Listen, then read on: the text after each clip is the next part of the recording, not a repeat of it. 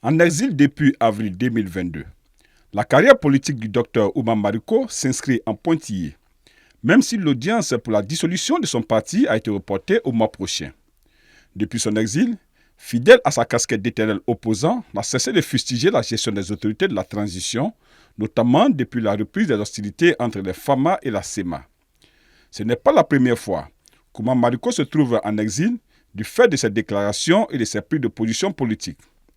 Oumar Mariko appartient alors au COPO, le collectif des partis d'opposition, en conflit ouvert avec le président d'alors, Alpha Oumar Konaré. Lors de cette période de violents affrontements politiques, un policier meurt le 10 août, lynché alors qu'il se trouve en civil dans un meeting de l'opposition. Plusieurs leaders de l'opposition sont arrêtés ou mis en accusation. Un mandat d'arrêt international est lancé contre Oumar Mariko, qui se cache puis fuit le pays pendant 11 mois. L'engagement militant d'Oumar Mariko remonte à ses années de lycée.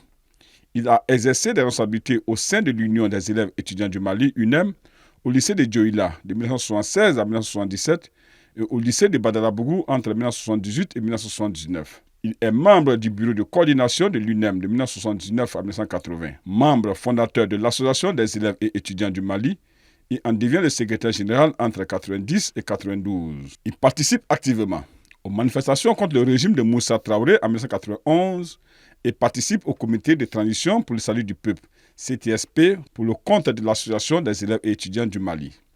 C'est après cela que l'ancien leader estudiantin décide de faire la politique en créant son propre parti de Sadi en 1996.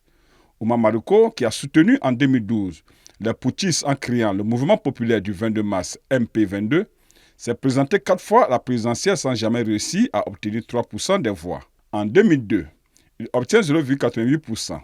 En 2007, 2,72%. En 2013, 2,57%. Et enfin, 2,33% en 2018.